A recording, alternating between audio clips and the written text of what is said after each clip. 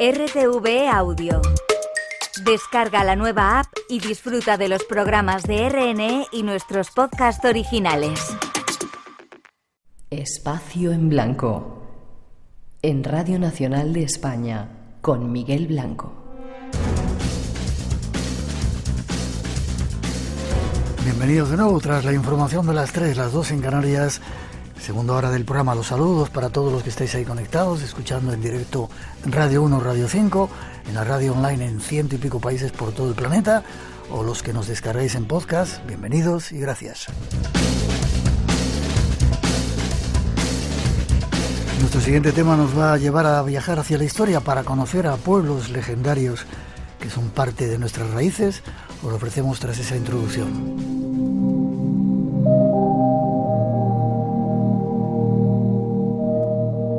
Queremos viajar hoy hasta los orígenes de un pueblo que representa muchas de las raíces de la península ibérica.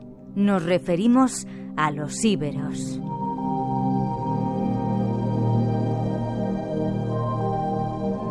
La información nos llega de un documental de Televisión Española. ¿Quiénes eran estos pueblos? Turdetanos, bastetanos, oretanos, carpetanos. El nombre que los comerciantes griegos dieron al conjunto del territorio peninsular por la forma como llamaban a uno de sus ríos, Iber, el Ebro. Historiadores, geógrafos y literatos clásicos rememoran las características de estos pueblos prehispánicos antes de su conquista.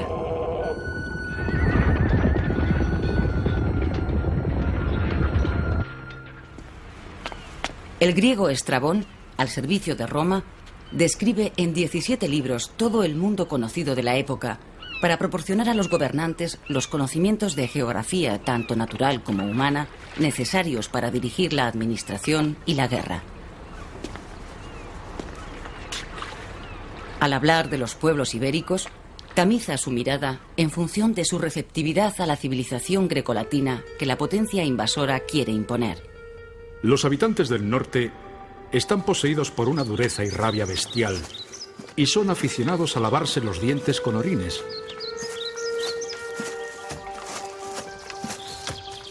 Mientras los turdetanos, herederos de los tartesios, son de costumbres dulces y cultivadas.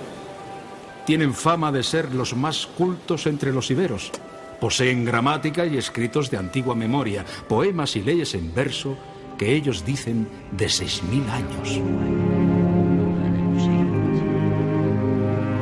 Son los primeros datos y nuestro siguiente invitado, todo un experto, nos ofrecerá muchos más.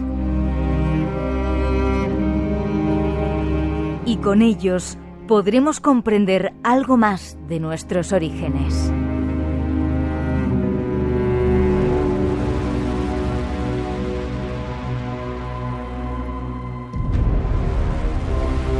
Vamos de nuevo, una nueva incursión al mundo de la historia, con un invitado especial. Nos vamos hasta Valencia para hablar con Luis del Rey. Seguro que Luis, voy a decir mal tu apellido segundo, es Schnitzler. Buenas noches, Luis, ¿cómo estás? Hola, Miguel, buenas noches. Luis del Rey, ¿y el segundo apellido? Schnitzer. Vale, pues lo dices tú, yo no lo digo, porque cualquiera. Hablábamos ahora, estuvo con otros hace tiempo, porque ha escrito varios libros: Guía arqueológica de la península ibérica, Rutas históricas por la península ibérica, Historia y arqueología de la Hispania visigoda. Es licenciado en Derecho, graduado en Ciencias Empresariales Europeas, diplomado en Turismo, y nos sorprende con un nuevo trabajo acerca de los íberos, historia y arqueología. Y como te decía Luis, los íberos son para mí algunos de mis personajes favoritos en la historia. Qué increíble, ¿verdad? ¿Cómo te has interesado por ellos? Bueno, el mundo íbero es interesantísimo, aparte, bueno, que es parte de nuestras raíces, ¿no? Y entonces, como es algo desconocido para muchos, a mí me intrigó, y en ese momento dije, pues mira, yo creo que como un nuevo libro puede ser una cosa excelente. Empecé a escribir, me fascinó y acabé un libro.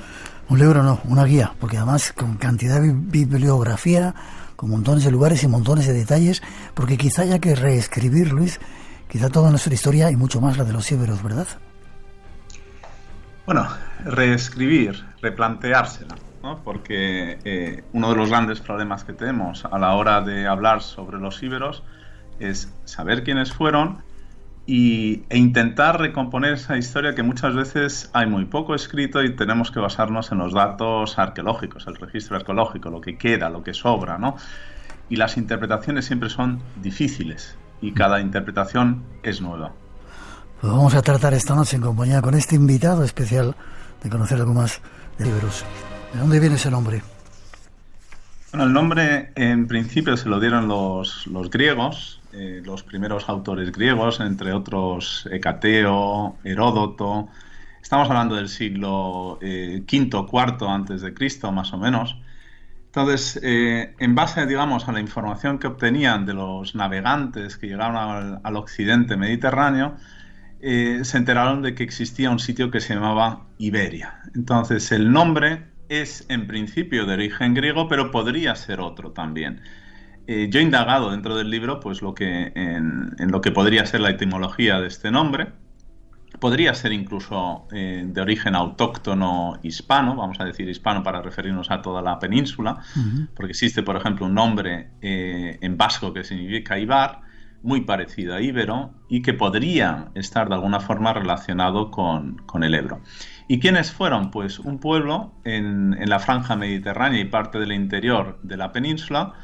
En principio eso es lo más consensuado, empezarían más o menos por lo que es el estrecho de Gibraltar y llegarían hasta los Pirineos.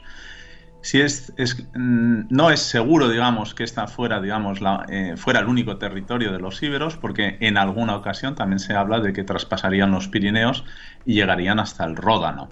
Wow. Pero más o menos es eso. ¿Y de dónde llegaron? ¿De dónde eran autóctonos de la península o llegaron de algún otro lugar, como algunos bárbaros, entre comillas?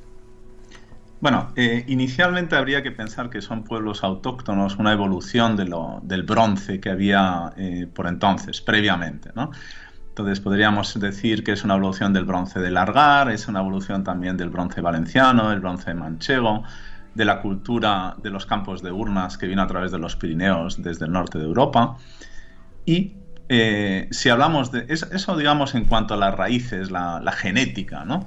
Pero culturalmente se vieron muy, muy influidos a partir del siglo VI, que es cuando se supone que se inicia esta cultura, por lo que eran las colonizaciones, el orientalizante, que fundamentalmente estamos hablando de fenicios y griegos. ¿Siglo VI después de Cristo estamos hablando cuando hay datos de su existencia en la península? Bueno, digamos que hablamos de una convención, porque exactamente no sabemos cuándo empieza la historia de los íberos. En principio la convención es que vamos a hablar a partir de mediados del siglo VI y llegaremos hasta el cambio de era, entre el primero y el primer siglo antes de Cristo y el primero después de Cristo, cuando ya esta cultura de alguna forma desaparece completamente, absorbida por la romana. Entonces, ¿por qué digo que no existe una fecha exacta? Porque nos basamos de alguna forma en una serie de restos, que en este caso pues es cerámica, que nos permite ubicar en el tiempo algo que tenían en común los que se supone que eran pueblos íberos desde mediados del siglo VI hasta esta otra época que he hablado, lo que es el cambio de era. Pero es una convención, o sea que realmente fijar el comienzo es algo dificilísimo. Vale, y siempre se ha hablado de España, los orígenes íberos y celtas. Los íberos estaban aquí, celtas vinieron de fuera. También es una buena cuestión. El mundo de lo celta en lo que es la península ibérica, teóricamente, pues sí, habrá aparecido en algún momento a través de los Pirineos, varias oleadas. La última, pues seguramente tendría lugar sobre el siglo IV antes de Cristo, pero también antes. Y entonces estos celtas, estos componentes, digamos, europeos venidos de más allá de los Pirineos, pues fueron poblando parte de lo que es el territorio de la península. Incluso llegaron hasta, teóricamente, si nos basamos en la información antigua, habría celtas incluso en lo que es en la zona del suroeste portugués, ¿no? Llegaron hasta la última esquina. Ahora bien, había pueblos autóctonos. Entonces aquí una cosa que siempre es complicada es hablar de la genética, por un lado, y lo que son las influencias culturales, que son mucho más amplias, ¿no? Entonces la genética, aquí había gente, pero el mundo cultural celta de alguna forma sí que influyó de una forma muy poderosa en lo que sería la vertiente noroeste de la península. Vamos a fijar una diagonal cruzando toda la península, pues toda la parte noroccidental, cuyo vértice superior pues sería Galicia, estaría de alguna forma influida por este mundo celta. En algún momento, digamos entre el siglo VI y IV, incluso III antes de Cristo. Lo que pasa es que lo que no sabemos muy bien es hasta qué grado hubo ahí una mezcla genética. O sea, no sabemos realmente si fueron en su mayoría gente venida del norte de Europa o, digamos, simplemente la cultura que llegó por eso a través de los Pirineos, la que influyó y se quedó en la península.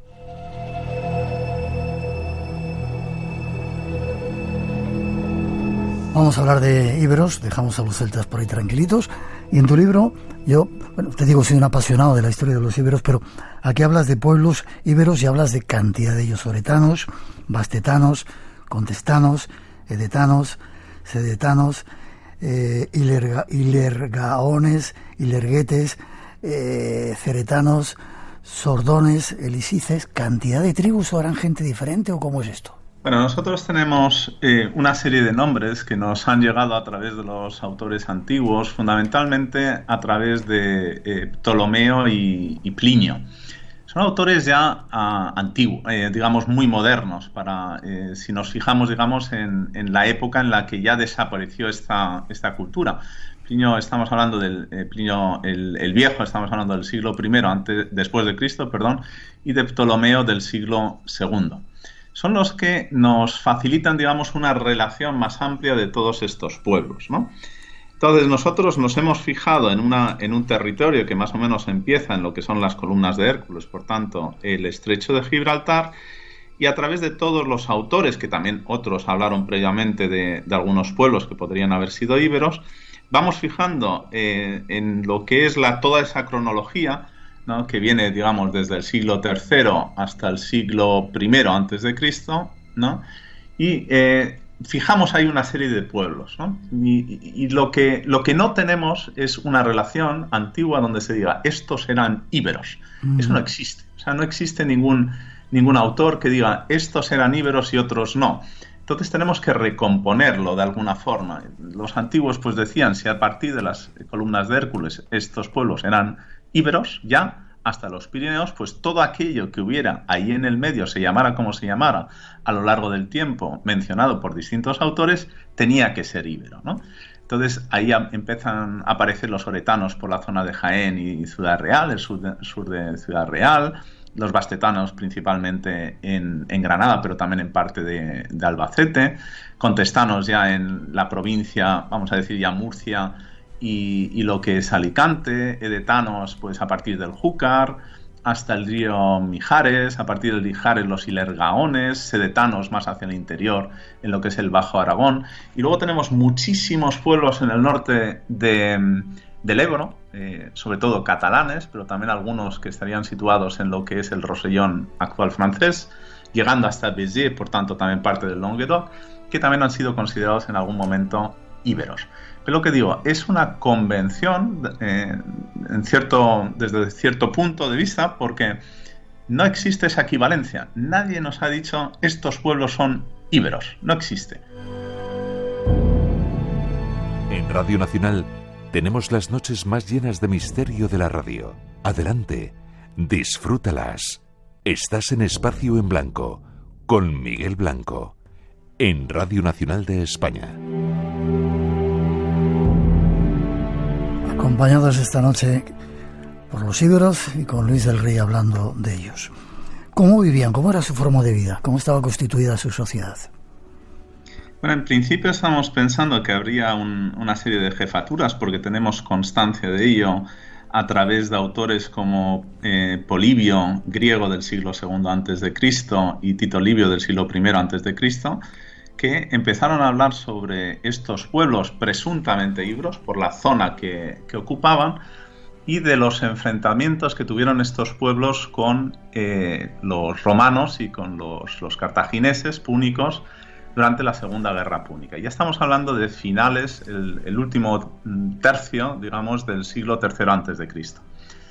La información que podemos extraer sobre cuál era el tipo, digamos, de jefaturas que tuvieran en su momento estos pueblos se extrae a través de la arqueología y fundamentalmente a través de los restos relacionados con las necrópolis y las tumbas, el tipo de ajuares que había para diferenciar si esas personas eran ricas, pobres, nobles.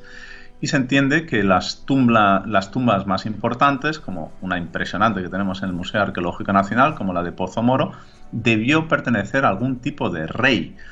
Pero no tenemos ninguna constancia, ¿no?, de que existieran estas jefaturas, porque no se nos ha dicho. Son deducciones a partir de las tumbas, de la riqueza de esas tumbas y poco más. Qué cauto eres con los datos históricos, ¿eh? Qué bien. Pero ¿cómo vivían en poblados? ¿Cómo eran sus casas? ¿Se sabe algo de esto a través de la arqueología? Sí, no, esto sí se sabe. En principio debemos pensar que también existirían poblados grandes, ¿no? Y la inmensa mayoría de todas formas serían pequeños. Entonces, sí, estos poblados han sido muy arrasados. Y si ahora mismo tuviéramos que decir cuál fue el más grande, pues las referencias que tenemos son sobre todo del sur. Por ejemplo, Cástulo sería seguramente una de las grandes ciudades íberas históricas, ¿no? Y además que partiría también de época orientalizante. Cuando hablo de la época orientalizante hablo del siglo VI a.C., o sea, cuando empezaría lo que es la propia historia de los íberos. Pero tenemos también poblados importantes en el Castellet de Banyoles, en este caso en el Ebro. Ullastret es una ciudad impresionante muy cerca de lo que es la actual Ampurias, estamos hablando de Gerona. Entonces existen todavía algunos poblados muy grandes, amurallados, y tenemos constancia de que no solamente había casas allí, sino que había templos y había una serie de sitios públicos, ¿no? E incluso algunas casas que serían palacios. Y en cuanto a la construcción de las casas, no debemos pensar que fueran casas pues del estilo de las romanas, ni mucho menos. Las huellas que tenemos pues son casas bastante simples, ¿no?, con zócalos de piedra y luego pues un recrecido, un alzado de adoes, ¿no?, que habrían, digamos, luego sido cubiertos por una cobertura, un techo vegetal, ¿no? Entonces, la única diferenciación parece ser que existe con relación a las casas de los nobles, pues habría seguramente sido el propio tamaño de las casas y no tanto el tipo de construcción. También es cierto que estamos hablando de distintas épocas, una diacronía, es decir, un periodo histórico muy amplio que se extiende desde mediados del siglo VI hasta, a través de la Segunda Guerra Púnica hasta el primero antes de Cristo, y las propias técnicas constructivas pues también han ido avanzando. Y qué duda cabe que algún que otro templo ya de época posterior pues haría con sillares. Pero no debemos pensar ni mucho menos que estamos ante una arquitectura como la romana. Nada, para nada, ¿no? Wow. Bien, nombres de dioses realmente tenemos pocos. Hay uno en el santuario de las Atalayuelas, que está en Jaén, que hablan de un tal Betatum. Es el único nombre como tal que tenemos claro, ¿no?, que podría haber sido una deidad pues igual oracular de los íberos. Pero no tenemos la certeza de que... Primero, habría que fijar quiénes eran los íberos, ¿no?, porque los del sur parece que tenían poco que ver con los del norte. En el sur, por ejemplo, existen muchísimas huellas, digamos, de algún tipo de culto hacia animales que prácticamente es inexistente en el norte. De hecho, muchas veces pues se piensa si este pueblo era animista o no era animista, o estos pueblos, o al menos una parte de él, ¿no? Porque aunque hablamos de los íberos, esa cohesión como tal, no tenemos ninguna certeza de que existiera. Podemos pensar, intuir cosas como, por ejemplo, que en el sur, fundamentalmente en lo que es Andalucía, también lo que es la Contestania, por tanto, metiéndonos en lo que es Murcia, Albacete y Alicante, habría sido muy influida por las creencias orientales, ¿no? Incluso lo que es el mundo tartésico tendría algo que ver con esa influencia oriental que habría habido en sus inicios en el mundo ibérico. Deidades como Baal Hamón, en este caso una deidad, es la deidad tutelar de Cartago, relacionada, digamos, con las cosechas, los ciclos, ¿no? Otra deidad como Tanit, también cartaginesa, pues relacionada con la sexualidad, la procreación. También a lo mejor guía de navegantes, si es que pensamos que una Venus podría ser, digamos, un trasunto de esta Tanit. Pues fueron todo deidades que fueron tomando cuerpo en un sitio y luego se traspasaron al sur peninsular. Entonces, algún tipo de interpretación de estas deidades tuvo que haber. Y previamente también las fenicias. En este caso, pues hablamos de Baal, Melkart, Astarte. Y luego, pues a través de procesos sincréticos, estas figuras que se ven representadas también en muchas, digamos, parte de lo que es los restos materiales que vamos a encontrar en el mundo ibérico, son las mismas que vamos a ver también a lo largo y ancho del Mediterráneo. Por tanto, hubo una cultura orientalizante que llegó a la península y de alguna forma influyó. No sabemos si exactamente de la misma forma, si esas representaciones eran lo mismo o eran distintas. Sinceramente no lo sabemos.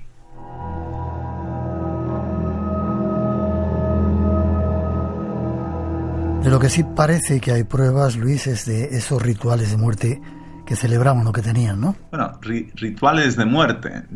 Tampoco es que tengamos mucha información sobre ello. Nosotros tenemos información sobre las necrópolis, que se supone que efectivamente pues había una serie de banquetes, alguno a lo mejor antes de ser sepultado el muerto, que en este caso habría que dejar claro que se trataba de una cremación, por tanto lo que eran las cenizas, los restos de ese muerto dentro de lo que sería una urna era depositado. Entonces, eso existió, ¿no? Previamente, incluso después, y esas, digamos, esas vasijas que fueron a utilizar, pues se rompían en ese ritual y se incluían dentro de lo que es el ajuar o bien, digamos, en algún tipo de pozo anexo a lo que es la tumba.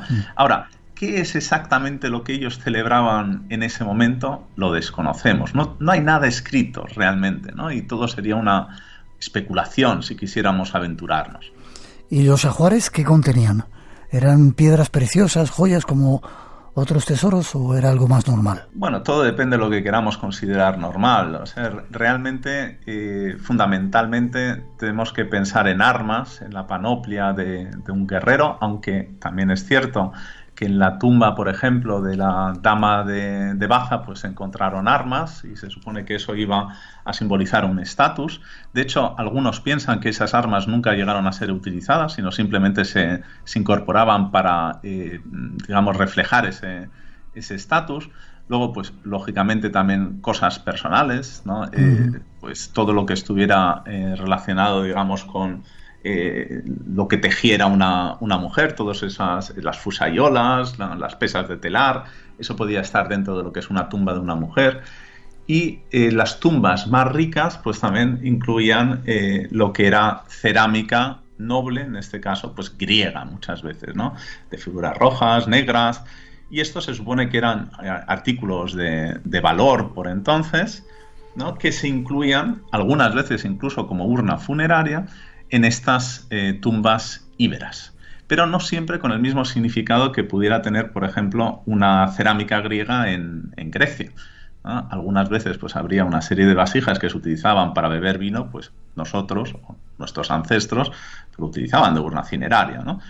Entonces, había también una interpretación de aquellas cosas que se traían desde fuera a través del comercio. Las más ricas, pues lógicamente tenían este tipo, digamos, de materiales.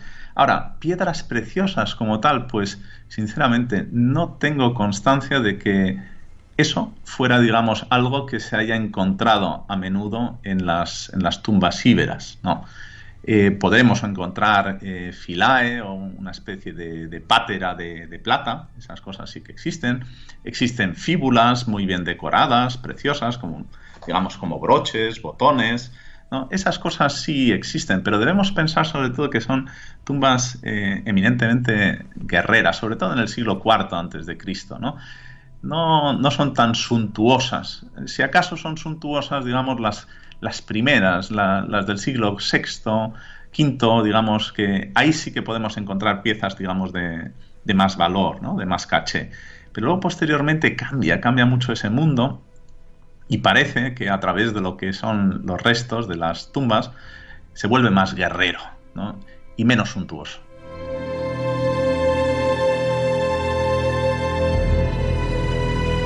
Pues vamos con los guerreros. Eran tremendos, según me han contado.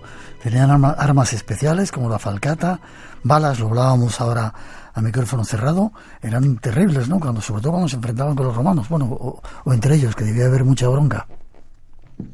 Bueno, hay una espada que es la llamada Gladus Hispaniae, o sea, la Gladus, un tipo de espada que luego también replicaron los romanos, pero que se supone que no sería como la falcata, pero decían que tenía un filo temible, o sea, que el mejor filo que había por entonces pues lo tenían este tipo de armas.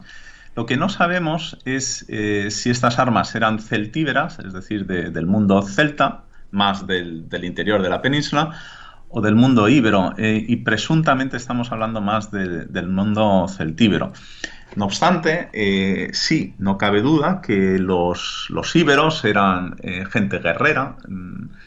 Bueno, gente guerrera, que es otra de las cosas que digo, que quién no era guerrero en esa época, ¿no? Pues todos tenían que de alguna forma que defenderse y miraras donde miraras, te fijaras en el pueblo que te fijaras, al final eran guerreros. Pero sí es cierto que hay un arma, que es la falcata, que el nombre viene de falx, por tanto de azada, ¿no? De hoz, ¿no?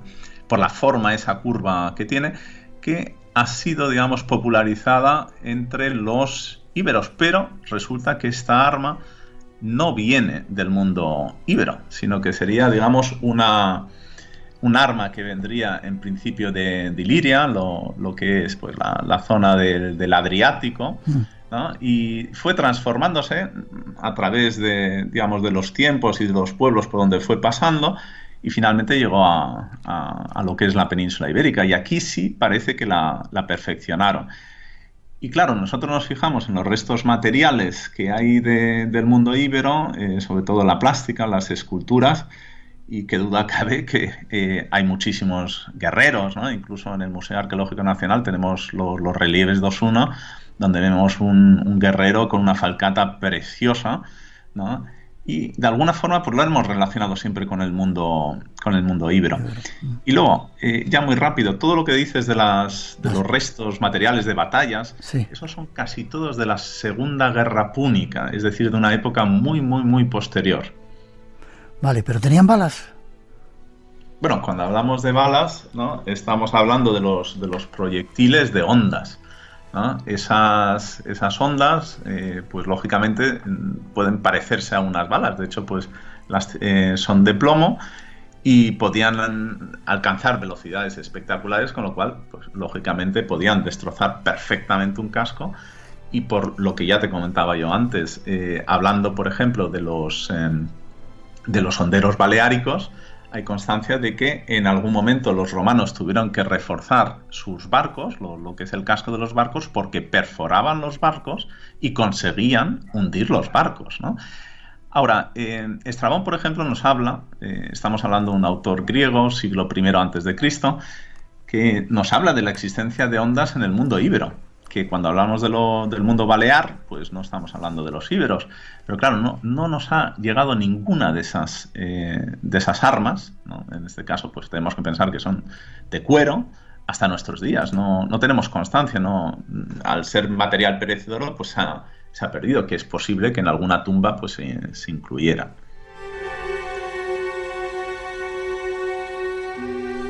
Hablemos brevemente de animales sagrados con esta gente. Toro, el caballo, el león, la esfinge, el lobo, todos esos eran animales especiales para ellos.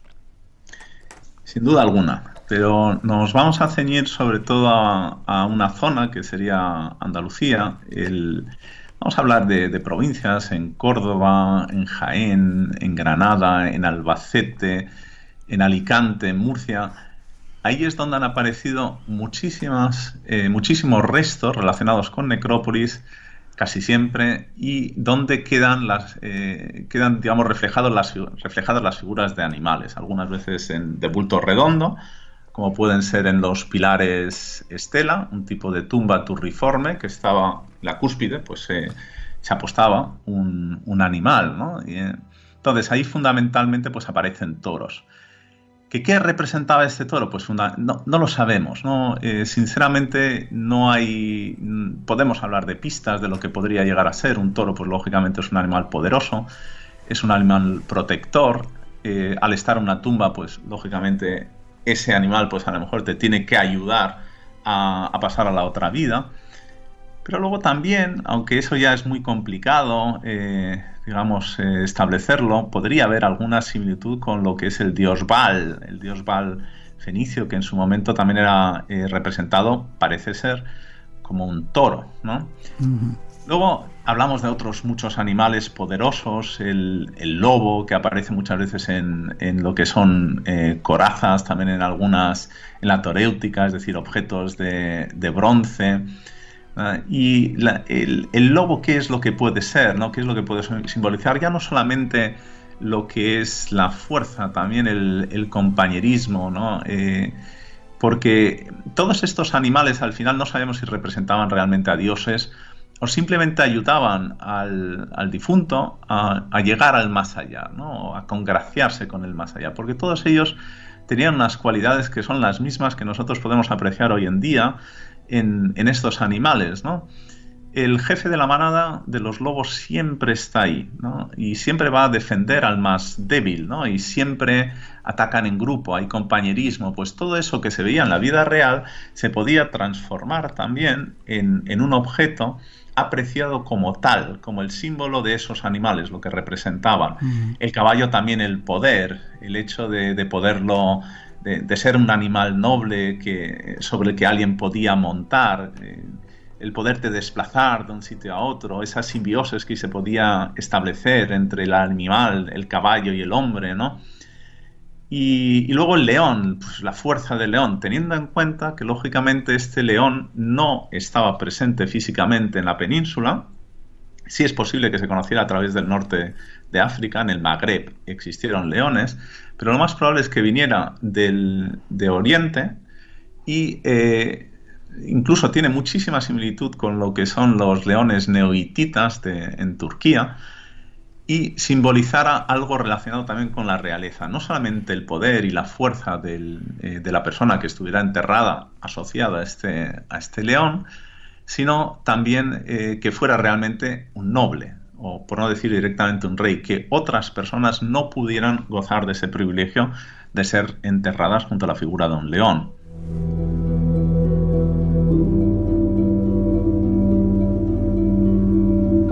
Se nos va terminando el tiempo, tendríamos que estar días y días, semanas hablando de los íberos.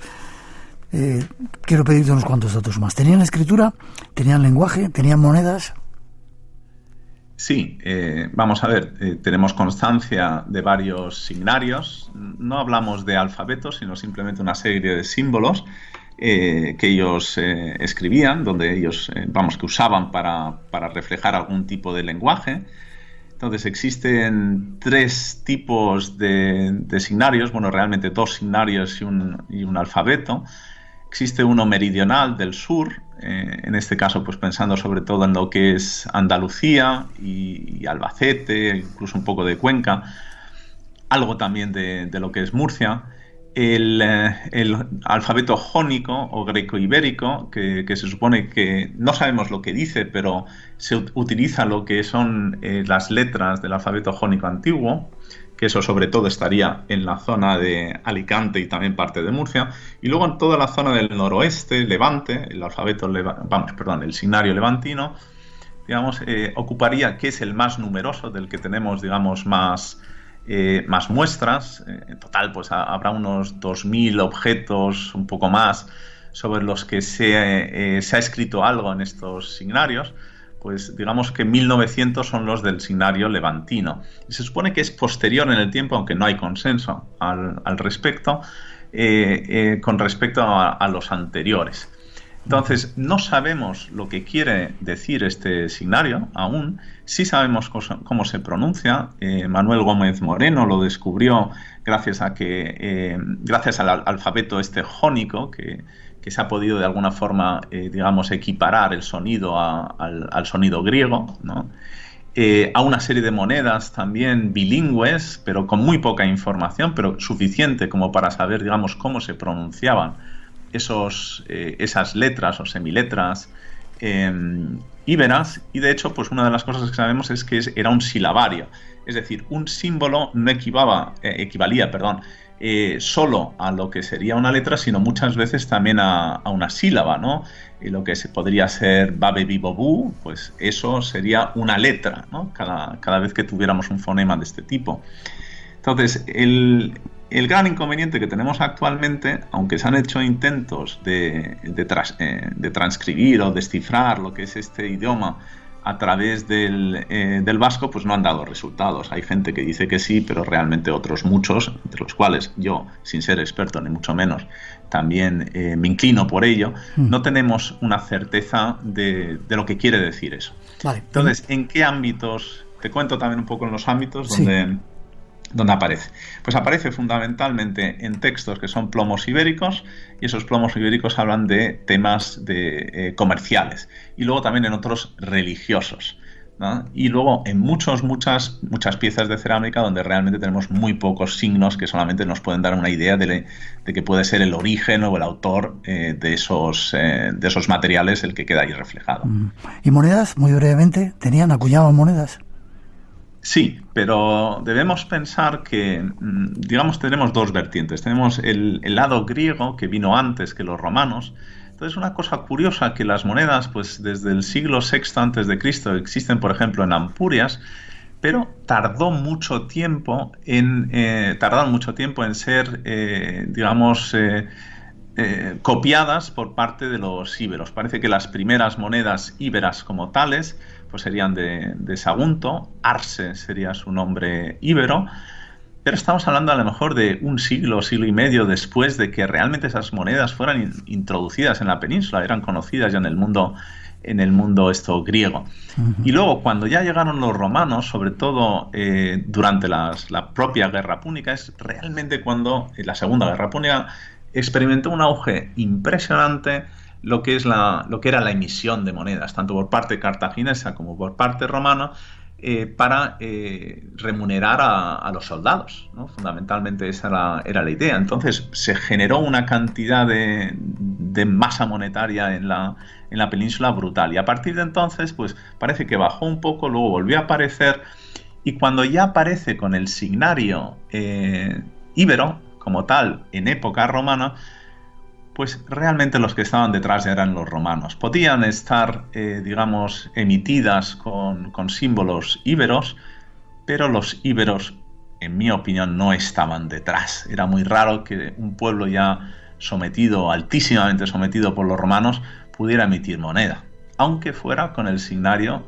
íbero, y menos aún con una serie de imágenes guerreras, como pueda ser ese famoso jinete, unas veces con lanza, otras veces con espada, caduceo, pero esas monedas no cabe en mi cabeza que pudieran haber sido emitidas independientemente por los pueblos íberos cuando los romanos ya tenían el control de las minas y no se podían permitir el lujo de que se les escapara de las manos.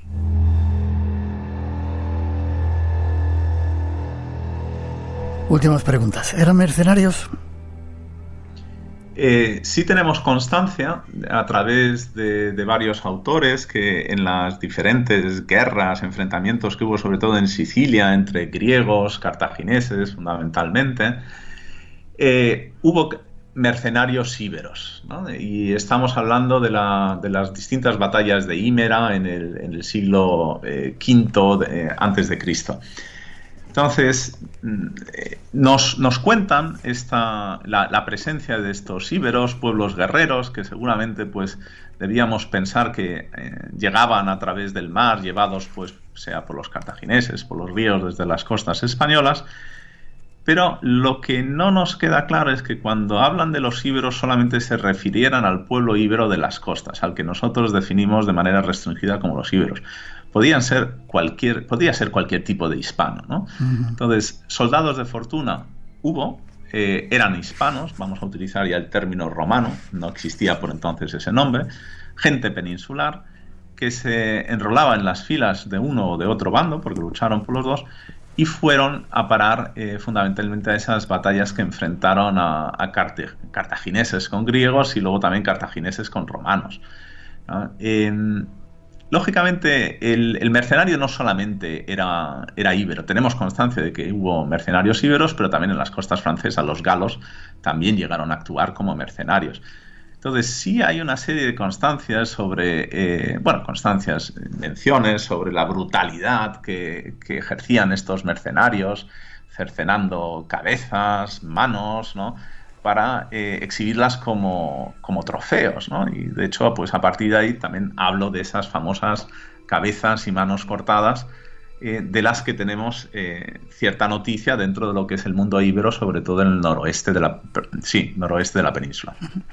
No me quiero despedir sin preguntarte qué era eso de la exposición a los buitres. ¿Qué hacían? ¿Qué pasaba? Bien, se supone que existió un ritual, varios autores pues lo mencionan, mediante el cual, pues una vez muerto el guerrero, no estamos hablando necesariamente de un íbero, podría ser también el mundo celtíbero, porque no está muy claro dónde ubicarlo, si en los dos sitios o solamente en uno.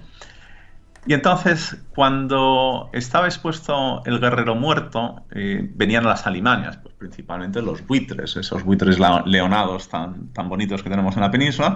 Pues claro, veían ahí carne y se alimentaban de ella. Y con ello se supone que su espíritu se elevaba y podía llegar al más allá, ¿no?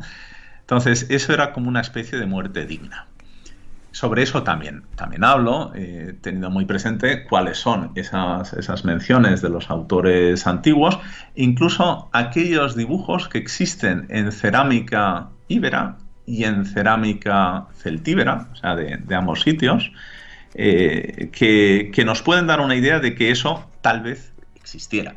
Yo no meto la mano en el fuego, no puedo, porque lo único que podemos hacer aquí es hablar de hipótesis, pero sí expongo esa posibilidad, ¿no? Entonces hay muchísimos dibujos en cerámica y también algún grabado, sobre todo en lo que es el centro de los íberos del Bajo Aragón, en Alcañiz, hay un grabado impresionante donde tenemos esa escena donde se supone que unos buitres están devorando un cadáver. Entonces, estamos en zona íbera, por tanto, ¿es posible que eso fuera así? ¿Que de esa forma se ennobleciera el alma de los guerreros caídos? Pues sí, ¿por qué no?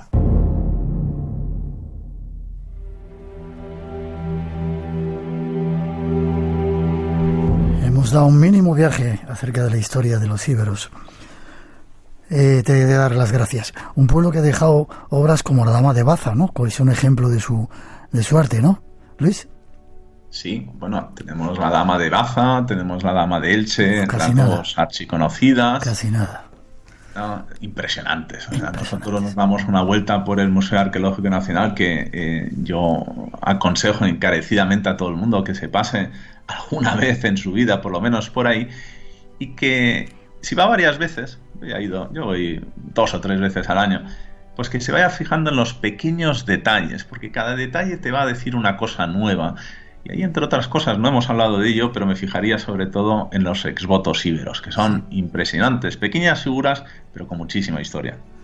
Quizá para otro momento. Yo también lo recomiendo, ir a ese museo y sobre todo, si queréis saber más de parte de nuestra historia, de mirar la historia con otros ojos y con la precisión que lo ha hecho nuestro invitado, los íberos, historia y arqueología. ¿Forma de contacto contigo, Luis? ¿Hay alguna manera? Bueno, se me puede contactar a través de Facebook, aparezco como Luis del Rey Escritor, ¿no?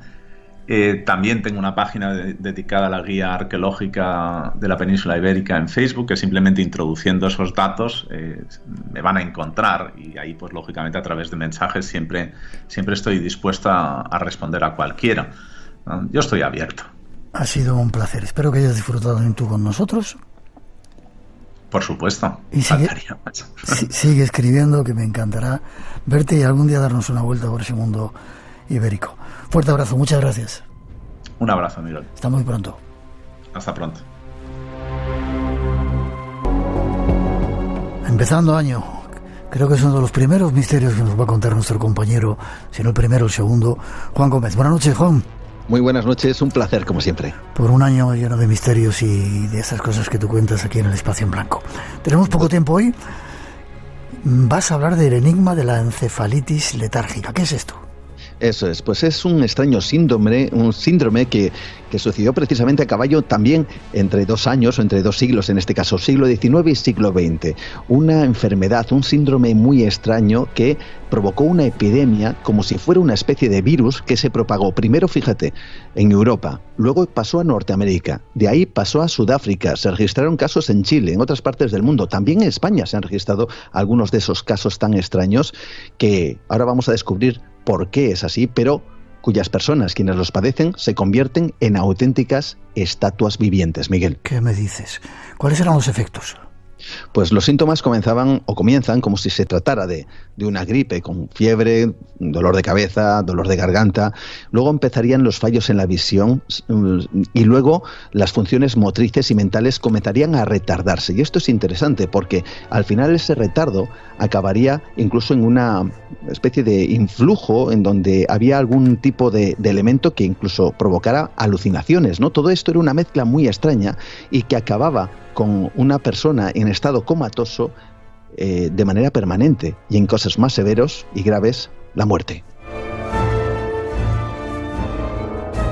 Tú quieres empezar el año ya acongojándonos, ¿no? Para los que son aprensivos, una aparente gripe y luego de repente se podían llegar a quedar en ese estado durante 40 años.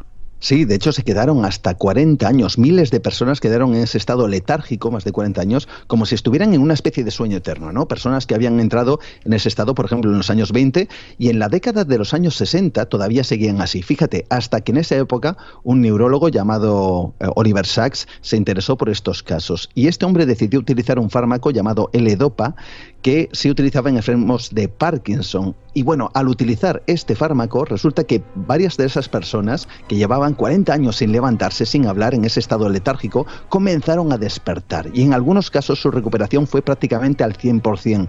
Incluso hay una película, hay que decir al respecto, titulada Despertares. Pero por desgracia, Miguel, el efecto de este fármaco desaparecería a los pocos meses y los afectados volverían a ese estado de sueño eterno del que jamás regresaron. Wow. ¿Cuánta gente se afectó a nivel mundial? Fíjate, hablamos de una epidemia que sucede entre el año 1917 y 1928, pero hay casos registrados anteriores, como digo, a finales del siglo XIX. Miles y miles de personas en el mundo quedarían sumidas en ese estado de letargo. Alucina con la cifra, fueron más de 1 millón de personas en el mundo, y de ese 1 millón de personas murieron 500.000. Es decir, la mitad no despertó jamás, Miguel. Wow. ¿Y qué lo pudo producir ya para terminar y a ver si quedamos bien con alguna cosa buena y bonita? Bueno, pues hay diferentes teorías una vez más, porque hay un absoluto misterio médico. Aquí ni siquiera a día de hoy, recién estrenado 2024, la ciencia no sabe determinar qué es lo que lo produjo, así que solo hay teorías. Una es que pudo ser una bacteria, pero una bacteria muy extraña que se fue transmitiendo como si fuera un virus, algo un poquito extraño, ¿no? También se habla de una respuesta autoinmune. Es decir, habría algún tipo de elemento que provocara en el cuerpo este tipo de reacciones que atacara directamente a diferentes sistemas del organismo. Pero también se habla de experimentos químicos, experimentos programados, porque recordemos, 1917, prácticamente final de la Primera Guerra Mundial, y todos sabemos que, por ejemplo, muchos países han utilizado sus propios ciudadanos y de otros países para hacer algún tipo de experimento extraño con según qué sustancias. Bueno, pues hay quien apunta a que esto todo fue producto de uno de esos extraños experimentos secretos y, una vez más, llenos de enigmas. Terminando, no es la única vez, hubo una epidemia del baile mortal también en Estrasburgo, 1518. Sí, pues en el año 1518 hay algo extraño en Estrasburgo. De repente, varias personas empiezan a bailar de manera alocada, algo realmente curioso, ¿no? Bueno, pues lo que al principio eran 1, 2, 3 personas se fueron sumando y llegaron a ser más de 300 personas bailando todos en una desaforada especie de locura o alucinación colectiva. Y mientras bailaban, iban cayendo por el cansancio y morían durante ese periodo o esa experiencia tan rara y tan extraña, ¿no? Finalmente todo esto desapareció, quedó en la nada, y algunos acusaron al cornezuelo, que es un elemento que puede aparecer en el pan y que puede producir ciertas alucinaciones, y derivaron ese comportamiento a ese elemento, al cornezuelo, pero nada, una vez más, se sabe en claro sobre ese extraño baile mortal ocurrido en Estrasburgo en el año 1518. Pues nos vamos. ¿Forma de contacto contigo? Pues rápidamente, en Facebook, mi nombre, Juan Gómez Ruiz, y también a través del email del programa, juangomez_en_blanco@gmail.com. Una vez más, lo repito, juangomez_en_blanco@gmail.com. Tenemos muchos mensajes interesantes, Miguel. Y muchos misterios para resolver. Esperemos que sean más positivos que todo esto para el año que viene. Fuerte abrazo, te sigo viendo. Igualmente, un abrazo. Hasta prontito.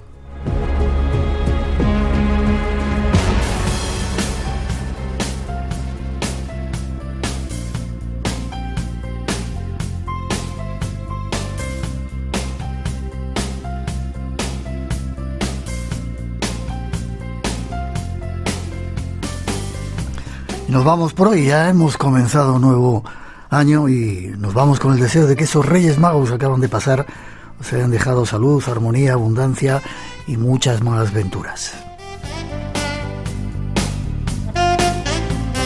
Y aventuras para compartir aquí en el Espacio en Blanco. Mientras llega nuestra siguiente cita, a prepararse, hay muchas sorpresas, muchas salidas vamos a tener en este nuevo año. Queremos visitar multitud de lugares y ver cómo es la gente que escucha el Espacio en Blanco, esos blanquitos. Feliz año para todos, muchos misterios buenos. Nos encontramos en el Espacio en Blanco. Os dejamos con la información de las 4 a las 3 en las Islas Canarias y nos encontramos en ese universo mágico que es la radio, aquí en 7 días dentro del Espacio en Blanco. Feliz